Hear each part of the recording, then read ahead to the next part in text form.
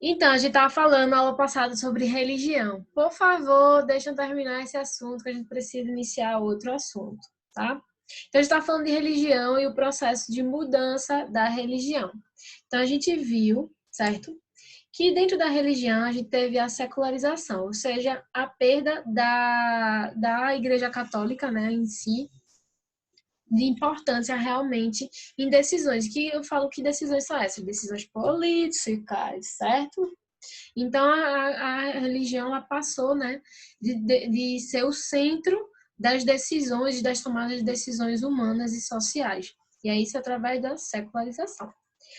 Só que a gente também teve um sentido, né, onde as pessoas elas manteram a religião de forma mais apegada, mais aderida. Isso é chamado de fundamentalismo. Ou seja, a gente tem no século XXI, certo? Pessoas que estão no sentido de secularização, ou seja, não vê a religião como um dos agentes de socialização ou de importância, né, na condução das atitudes humanas, sociais, e tem pessoas que utilizam a religião, sim, como o guia, né, de condução das suas ações sociais também. Então, a gente tem um lado extremo e também tem um lado mais, entre aspas, aí, liberal, tá?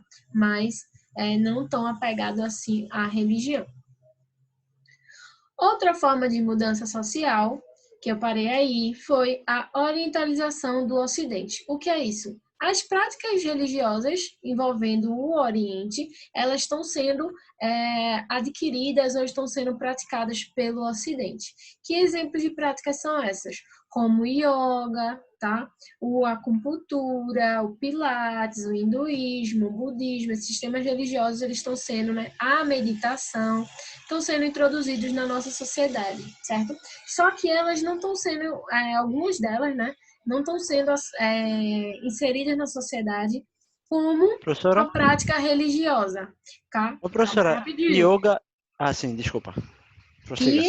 E, não está sendo inserido como uma prática religiosa, mas sim como uma atividade física, tá? Então, ela está entrando no Ocidente como mercado.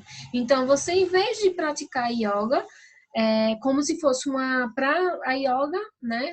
Para o budismo, é como se fosse uma prática de meditação, onde você se conecta com você mesmo, né? Corpo e mente, e com o meio. Então, essa prática aí, ela tá vindo como uma das alternativas de atividade física, certo? E não estão sendo inseridas no nosso cotidiano como uma prática religiosa, tá? Então, quando você fala de yoga, você associa muito à prática. Pessoas que querem melhorar, ter uma qualidade de vida. Então, se associa mais à prática, né, de um exercício físico, certo? Do que uma prática religiosa, tá? Fala, Denis. Professor, a senhora já respondeu, porque eu ia perguntar se yoga, acupuntura eram práticas religiosas, que se eram religião mesmo, porque eu nunca vi Sim, como. são como igual a missa. Não tem a missa, não tem a reza. Saquei. Não, Uhum. são práticas religiosas para incentivar e para manter o rito, né? Dessas Entendi. religiões orientais. Só que elas vêm para o Ocidente como Como uma mercado, prática normal, né? Entendi. como Tanto é prática que tem até capitalista. curso em fisioterapia, parece que você paga a cadeira de acupuntura, um negócio assim. Sim, Biomed também tem acupuntura que pode ser feito. Então, Não você sabia não. Mari, vem com essas práticas para o Ocidente, não relacionadas à religião, mas sim relacionados com uma prática que você pode conseguir capital, conseguir receita através dela. Entendeu? Sim? Diz. yoga faz parte do hinduísmo e a acupuntura faz parte do budismo chinês. Pronto, isso mesmo. Fala, Se Leonardo. garante. Léo, Mari, tua mão. para ser religião, para Hum. isso, para ser religião, precisa ter Precisa ter o quê? um Deus. Precisa ter alguma crença. E geralmente essa crença é ligada ao sagrado, que você não pega, o que você não toca, o que você não sente, né? Não é tangível. E aí, praticamente todas essas religiões têm alguma crença. E aí tem religiões que estão ligadas ao material, e aí ele fala de física. Tem religiões que estão ligadas à metafísica, né? Mas ele está relacionado a algo que ele não toca, né? Não é material. Preciso ter Mari, uma relação com o sagrado. Oi. caso a pergunta dele for relacionado ao yoga, o yoga tem relação a Shiva, que é um deus indiano. E aí, Vinícius está na profissão errada, devia fazer educação física, né? Ou fisiologia, ou teologia, Religião. né? Devia falar, devia estar dentro de É um obrigado. templo budista. Não ia ter condições, porque ele cultua o corpo e aí cultuar o corpo tá longe, né? Da realidade, É. certo? E Oh, aí meu veio. Deus, cadê a academia? E aí voltando para cá. Essas práticas, né, como eu falei, elas têm mercado. Então, o que acontece? Quando a gente é religião e essas religiões, que as nossas religiões, elas têm fundo católico, né, cristão, então o nosso sagrado é sempre relacionado a algo acima, né, algo relacionado a Deus, a um bem que está acima. Já essas práticas religiosas, né, hinduísmo, budismo, eles têm essa relação com os deuses também, mas eles têm uma relação mais humana e mais com a matéria. Então, eles entendem, né, essas religiões, elas têm um fundo de entendimento onde você faz parte do meio. O seu corpo e mente e meio é a mesma coisa. E aí, obviamente, quando a gente entende que a gente faz parte do meio, a gente se conecta de forma mais fácil com eles. Então, uma dessas, né, de marketing dessas religiões é isso.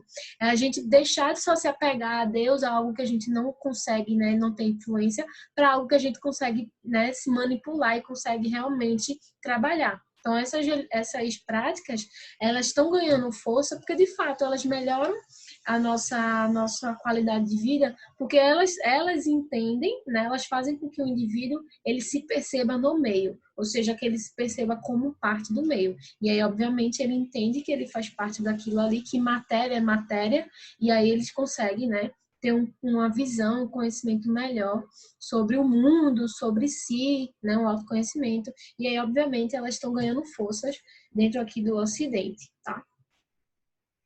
Menina, só um comentário breve. Meditar é perfeito. E fazer yoga também. Façam. Sim, sim, sim. Muda nada, sabe que você é uma nação. Gente, tá bom. E aí, a gente tá falando aqui de religião, tá? Então, outro tipo de mudança é a gente ver a religião associada às mídias. Então, hoje no coronavírus que a gente mais tem é missa pelo Instagram, missa pelo YouTube. Só que antes as missas, né, devido às mídias sociais, elas começaram a aparecer no rádio, depois elas começaram a aparecer na TV, e hoje elas estão nas mídias, né, nas redes sociais, tá? Que também são tipos diferentes de mídia. Então, esse tipo de relação da religião com uma mudança social. Então, por isso que eu digo, a religião ela não vai se extinguir, ela não vai ser algo que vai ser jogado e deixado de lado, porque ela está se adaptando a mudanças sociais. Então, esse fato dela aparecer, por exemplo, no Instagram, isso faz com que os ritos sejam reforçados. Então, se eu tinha o hábito de ir todo mês ou toda semana para a igreja, certo? Todo domingo, e agora eu não posso ir através do coronavírus, quando eu não tenho esse hábito, quando esse hábito ele é retirado, eu passo a me afastar da religião. E aí, quando essas missas elas ocorrem na internet, então eu estou voltando para aqueles hábitos, para aqueles ritos. Então, eu continuo próximo à religião. Então, a religião também evolui nesse sentido, tá? Então, por isso que eu acredito que, né, isso aí já é opinião, que ela não vai se extinguir, ela simplesmente ela segue, ela se adapta às realidades, certo? Vocês dois aí, parem de discutir por besteira, foca aqui. Está falando da mudança da religião no contexto social. E aí a gente vai falar um pouquinho de economia. Como a gente falou, essa aula são instituições sociais. Então a gente falou de família, falou de escola, falou de religião e agora a gente vai falar de economia. Economia, infelizmente, é a principal instituição que influencia mais, de forma mais pesada, as demais. Mas, de forma geral, todas elas estão envolvidas. Se a religião altera, vai alterar a economia. Se a escola altera, vai alterar a família, né? A gente vê as crianças dentro de casa, as famílias agora estão um caos. Então, as instituições, elas são correlacionadas e elas, na medida que elas mudam, elas também vão gerando mudança nas demais instituições, tá? Economia, de forma geral, a grosso modo, é o conjunto de atividades desenvolvidas pelos seres humanos, visando o quê? Produção, distribuição e consumo de bens. Então, para a gente ter uma economia boa, uma economia grande, certo? A gente precisa ter um consumo elevado. Isso no setor, né, a gente está falando aí de capitalismo. Quanto mais se consome, mais se gera riqueza, mais as pessoas elas vão ter acesso, tá, aos bens aí e vão conseguir prosperar. Então, a gente fala de economia, se a gente compara aí, por exemplo, a economia dos Estados Unidos com a economia da China, ambos, né, estão querendo crescer e desenvolver mais. Só que acontece, o ser humano, o grupo de pessoas no mundo é limitado. Então, quando a gente fala, Estados Unidos é a grande potência, por quê? A economia dele, ou seja, ele produz bens, produz meios, produz serviços para a população americana, mas ele também expande a economia dele para os outros países. Ou seja, a gente consome coisas americanas, a Europa consome coisas americanas, a África e a Ásia. E aí, então, os Estados Unidos expandem a economia, porque ele consegue se conectar com mais clientes. Conectando com mais clientes, eu aumento o consumo. A China vem do outro lado, também querendo aumentar esse consumo, só que o país dele é limitado. Chega ao ponto que aquela economia já está saturada, entre aspas, e ele tem que expandir. E aí, o que a gente vê no mundo? As pessoas, os clientes também são limitados. A gente não pode ficar criando cliente do nada. Então, a gente tem um choque entre duas economias, ou seja, entre duas nações que querem esse mercado consumidor. E aí, a gente vê, os Estados Unidos está brigando com a China, dizendo que a China, o vírus veio da China e foi culpa deles. Isso é uma das formas dos Estados Unidos, né, de um país, ele jogar a responsabilidade para o outro e ele acabar com a imagem desse país. E aí o mercado consumidor da China vai se sentir de forma, né, prejudicada ou não vai sentir segurança no mercado chinês, tá? Na produção do mercado chinês. Então, vai diminuir o consumo do mercado chinês e aí essas pessoas que consumiam da China vão passar a consumir de outro lugar. E qual seria o outro lugar?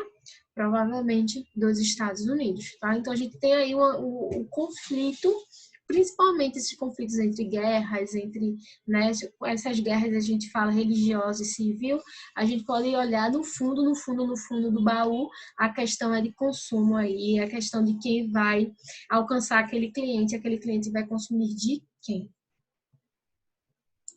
E, infelizmente, eles estão aí. Ela é uma das instituições que mais afetam nossa sociedade, tá? Falando da nossa sociedade Brasil capitalista. Ou alguém ia falar? Mariana, Diz. eu. Ó, seguinte, tu comentou sobre que os Estados Unidos criou essa, vamos dizer, entre aspas, um mito de que foi a China que criou o vírus, querendo destruir a imagem da China, certo? Mas como é que Tá travando. a imagem da China? Tá abaixo. Travando é pouco, ele tá gago. Bota o microfone mais próximo que eu não escutei, não. Vê só. Bora. Tu comentou que... Tá melhor? Sim. Pronto. Tu comentou que os Estados Unidos está acabando com a imagem da China porque criou esse mito de que eles criaram o coronavírus para aquele rolo todo. Mas por que eles criaram esse mito mas eles estão basicamente consumindo o que eles fabricam, no caso os respiradores, EPIs, entre outras coisas. Então, mas eles consomem por conta de forma emergencial. A China, por já estar na produção desses respiradores, e muitos deles eles já não usam mais, então eles estão vendendo para os outros países. Mas se os Estados Unidos ele tivesse uma indústria forte, né, uma indústria preparada para produzir esses respiradores, ele não ia consumir da China, ele ia consumir dos Estados Unidos.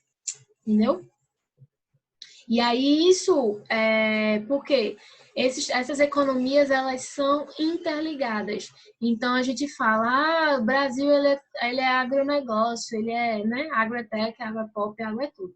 Só que acontece, essa agricultura, né, a produção da agricultura, ela é vendida, ela é exportada. E aí se, por exemplo, a gente tem como a gente já teve, né, a virose, aquele vírus bovino, né? Que eu esqueci agora o nome. E aí isso comprometeu a produção, a gripe suína. E aí a gente, suína, enfim. Aí a gente teve o comprometimento dessa carne. Gripe suína no boi? Não, né? Suína. Eu troquei aí. E aí a gente teve o comprometimento dessa carne. E aí quem não comprou essa carne foram principalmente, né, os orientais. Então a gente tem essa relação porque as economias elas são ligadas, tá? Mas elas dependem um dos outros. E aí o que é que acontece? Que é onde a gente vai chegar daqui a pouco. Quando essas economias elas são muito ligadas, quando uma cai, alguma quebra, certo? No caso dos Estados Unidos, aí a última quebra foi em 2008, ela também leva às economias dos outros países. E a gente está vendo um movimento ao contrário, onde essas economias, esses países, eles estão tentando se tornar protecionistas. Aí volta lá para a história. Lembra que protecionismo, né, na Europa, a economia local, a economia da nação que era protegida, o que vinha de fora era uma carga de imposto muito alta, muita coisa não era importada para proteger, né, a produção nacional. E é isso que a gente está vendo nesse sentido. O mundo ele já está saindo de estruturas, né, de economias globais para economias mais protecionistas, certo? Mas aí isso é um dos motivos, Eduardo, que eu tô falando, dos Estados Unidos falar isso, tá? Para acabar manchar a imagem da China, apesar dele ser consumidor da China. E aí, por exemplo, a China, né, Japão, enfim, é consumidora do Brasil de minério. E aí, se tem um escândalo de minério, eles também param de consumir o nosso minério. Então, a gente tá tudo interligado, tá?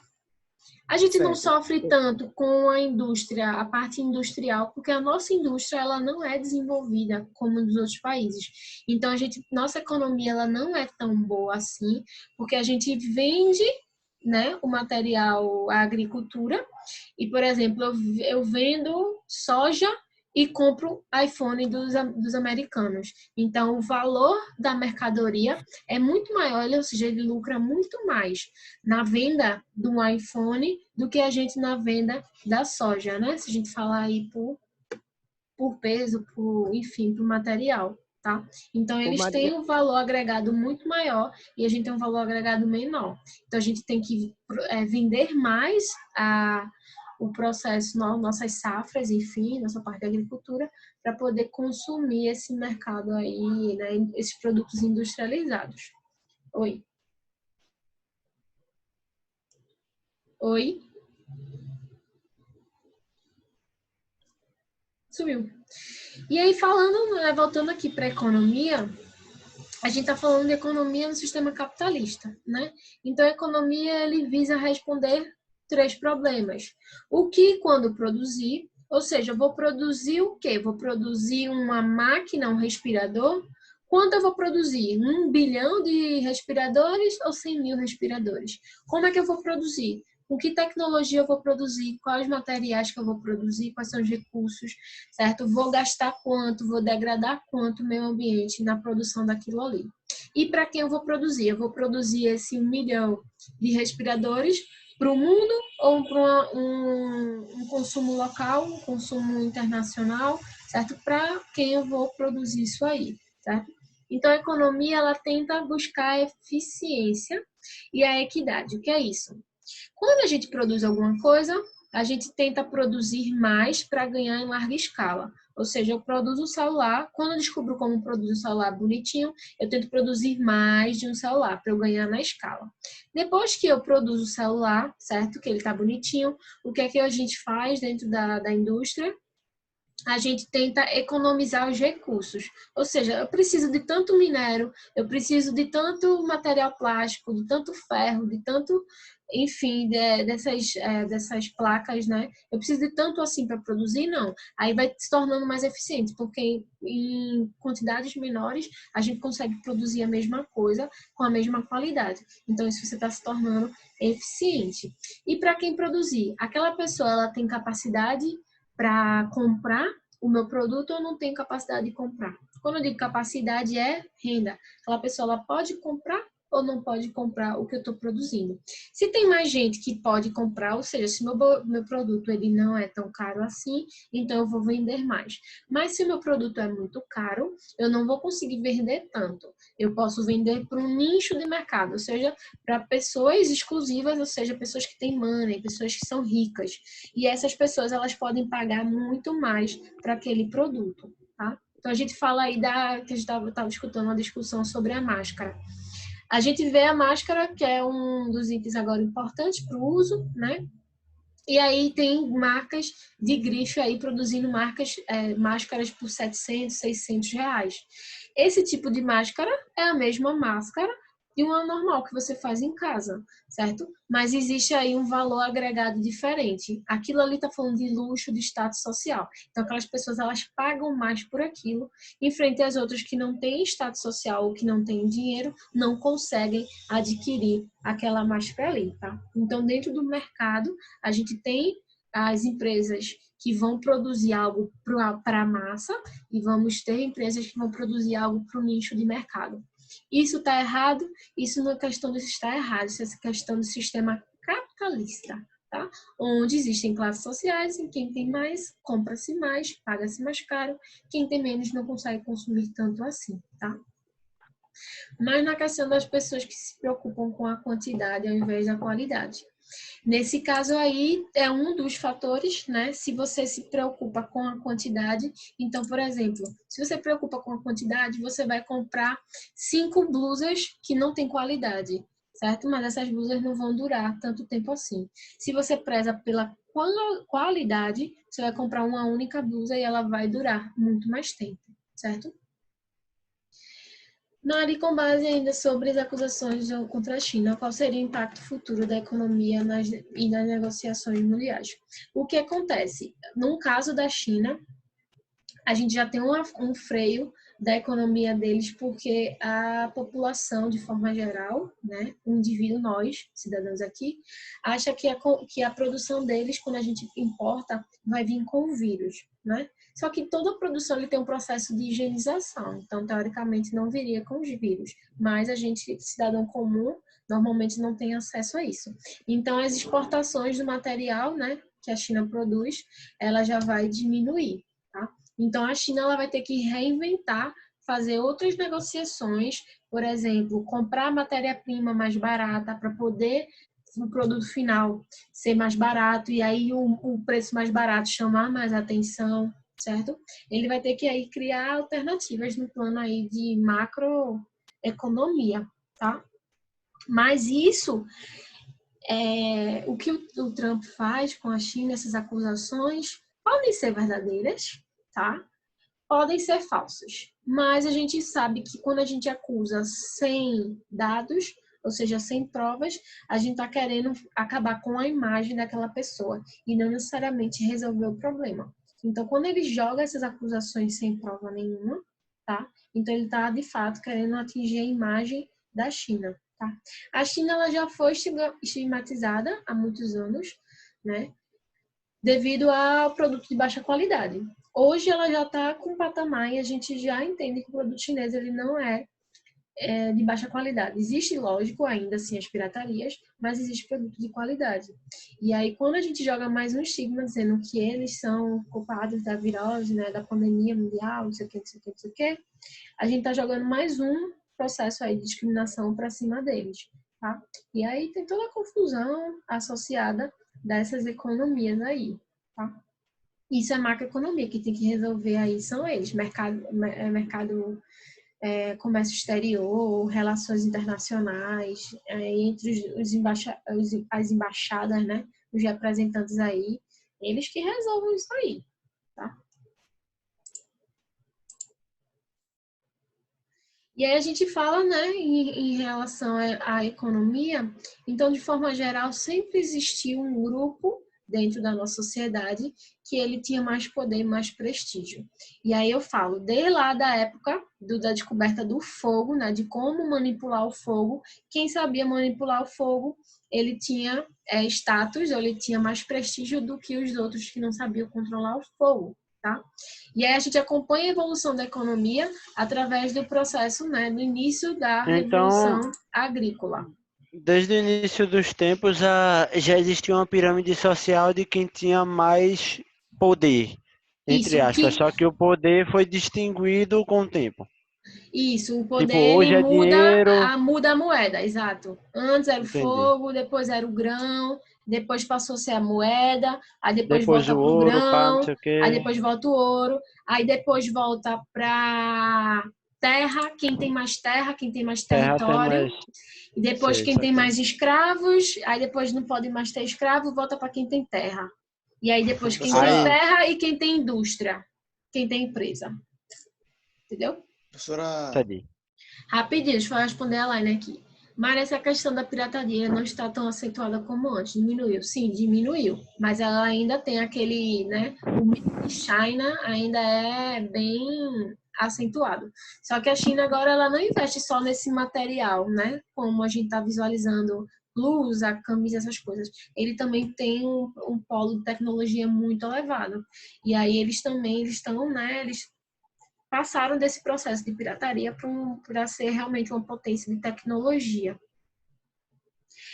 Ou a mídia não mostra tanto como antes. Não, eles realmente mudaram essa estrutura no mercado exterior, tá? Eles estão de forma menos acentuada, essa relação aí, tá? Fala, quem ia falar?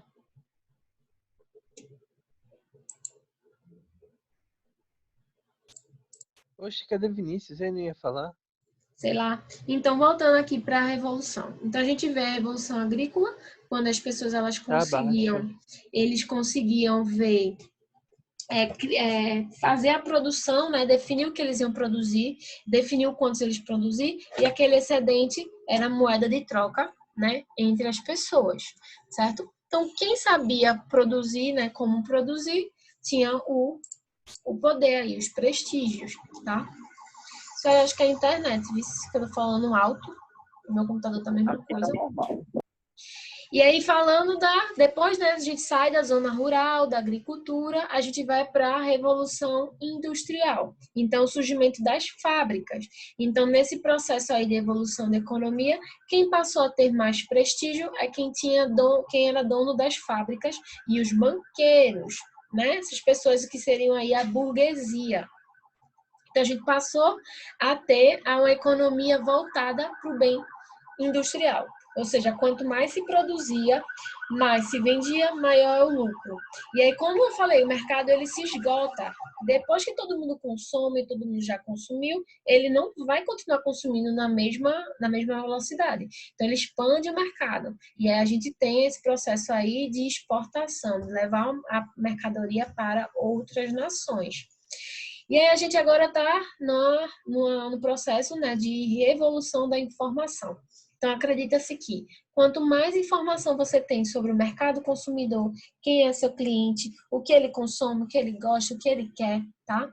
Melhor você tem essas informações e melhor você consegue fazer com que sua empresa ela prospere, tá? Ou seja, vender mais. E a gente vive nesse processo de revolução, né? Além das indústrias, a gente tem um processo de sociedade pós-industriais, que são grandes indústrias, ou seja, empresas que são multinacionais, como Coca-Cola, como Nike, certo? Como Apple, enfim, todas essas grandes empresas aí, elas se expandem. A forma como elas, né, se organizam dentro do mercado mundial é expandida, tá? E elas utilizam informações, quanto mais informações ela tem, mais ela sabe como chegar naquele cliente e mais fácil ela vender aquela mercadoria para aquele cliente. Hoje a gente vive o que a gente chama de economia global, ou seja, todas as economias do mundo, tá? Elas dependem de outras economias. Então, o Brasil depende da compra, por exemplo, que os Estados Unidos compre o milho, que os Estados Unidos compre o álcool, ela depende que o Japão compre o minério, tá? Ela depende que a Europa compre as frutas, certo? Então, a gente sempre está dependendo de uma ou outra economia. Como a gente não tem tecnologia de ponta, né, em todos os setores do Brasil, a gente depende da importação. Então, a gente importa tecnologia americana, importa tecnologia europeia, importa tecnologia japonesa, chinesa, coreana, certo? Porque a gente não tem uma indústria de tecnologia assim tão forte no país, certo? Então, como eu falei, essas economias globais, todas elas dependem, todas as nações dependem uma das outras. E aí, como eu falei, se uma quebra, ou seja, se uma está mal das pernas, as outras também serão afetadas. Porque se os Estados Unidos está mal da perna, ele não compra. Se ele não compra, ele não vai comprar da gente o nosso milho, por exemplo, tá? E aí, ou não vai comprar da gente o nosso álcool, ou a soja, sei lá. E aí, a gente não tendo quem vender, a gente fica com estoque. Esse estoque vai gerar mudança, né, no valor do peso da soja, por exemplo. A soja vai ficar desvalorizada. Então, a gente tem todo um processo aí, né, relacionado aos Estados Unidos, quando ele tem uma queda de economia. E aí, como eu falei, a gente está agora vivendo um processo onde essas nações elas estão ficando protecionistas. Exemplo disso é a Inglaterra, quando ela decidiu sair, né, fazer o Brexit, né, sair do Reino Unido. Tá? Nesse processo, o que acontece? Dentro do Reino Unido, a Inglaterra era o país que tinha maior economia. Ou seja, a maior economia, ela além de depender dos demais, certo? Ela também ajudava os demais países. E aí, fora ela ter que dar dinheiro para os outros países, tem toda a questão dos imigrantes e tudo mais. Só que o que é que ela visualizou? Não adianta eu depender da economia dos outros e também não adianta eu dar dinheiro para os outros, porque eu estou tirando dinheiro dentro da minha casa, ou seja, eu estou tirando dinheiro dentro do meu país. Então, eu saio desse bloco, não tenho mais ligação com esse bloco, e eu posso tomar decisões econômicas pensando no bem da minha população, pensando no bem dos ingleses, tá? Então, a gente vê essa decisão aí da Inglaterra sair do Reino Unido para justamente proteger a própria economia. E aí a gente vê esse movimento de saída. Porque o marketing da economia é vamos todos unidos, vamos fazer um mundo globalizado, vai todo mundo depender, todo mundo depender não, mas todo mundo vai vender para todo mundo, vai gerar economia para todo mundo, até que alguém né, se dê aí mal nas pernas e quebra todo mundo junto. E aí essas nações, essas grandes nações, estão vendo que elas não podem, elas não têm tanto poder assim, elas precisam proteger de alguma forma. Então, a gente viu essa economia global e a gente agora vai estar visualizando um momento de protecionismo, tá? Um momento de recuo dessas economias globais, para não ficarem tão dependentes assim, uma sociedade, uma nação da outra. É a mesma coisa de uma empresa. Quando a empresa ela depende muito do governo, na hora que o governo tira o subsídio dela, ela não vai funcionar, tá? Então, a empresa ela teria que caminhar com suas próprias pernas. Se ela não caminha com as próprias pernas, se ela depende muito do governo, do auxílio do governo, ela não vai funcionar. No dia que né, o governo, a gente tiver a crise econômica, que a gente está vivendo a crise econômica, e o governo não conseguir mais fazer essa assistência, essas empresas elas quebram, tá? E a mesma coisa do cidadão. Rapidinho. O cidadão que depende da assistência social, eu digo aí, não o cidadão que depende de uma aposentadoria ou que depende de uma pensão, porque isso aí não é assistência. E aí o que acontece? Esse cidadão que depende, por exemplo, do Bolsa Família, no dia que o Bolsa Família ele deixar de existir, esse cidadão que não utilizou, né, não teve crescimento econômico, ou seja, não teve uma profissão, não gerou riqueza, no dia que o Estado sai, esse cidadão, né, como uma empresa, essa família pensando como empresa, também não vai funcionar. Diz. Ó, tirando a parte desse governo que não está nos favorecendo muito, qual a probabilidade do Brasil ter sua própria independência, tanto tecnológica como, vamos dizer assim, entre outros setores? Nem tão cedo, porque o Brasil, a gente vê por decisão política, e isso é desse governo como dos demais, investir no agronegócio. De fato, o negócio é o que sustenta nosso PIB, certo? Mas é o que eu tô falando, a balança econômica ela não fecha, porque a gente vende muita soja, vende muito milho, vende muita fruta e importa tecnologia. E tecnologia é caro. E aí a gente compra quando a gente fala desse computador. Então eu tiro onda com os professores que tudo que eu compro, eu reverto em hora-aula. Então quantas horas-aulas eu preciso dar para poder comprar aquilo ali? E aí se eu tenho que fazer muita hora-aula para comprar aquilo ali, então isso não cabe no meu orçamento. É a mesma coisa do Brasil. Se a gente tem que vender muita soja para a gente comprar tecnologia, então essa balança não vai funcionar. A gente vai ficar fora da tecnologia. O que deveria ser feito é o governo, junto com os empresários, investir em tecnologia também, para investir nessa estrutura aí, nesse processo de industrialização. E a gente fortalece de dentro. Mas mesmo falando, esses países eles vão ficar protecionistas. Eles vão ficar protecionistas em alguns setores. Os outros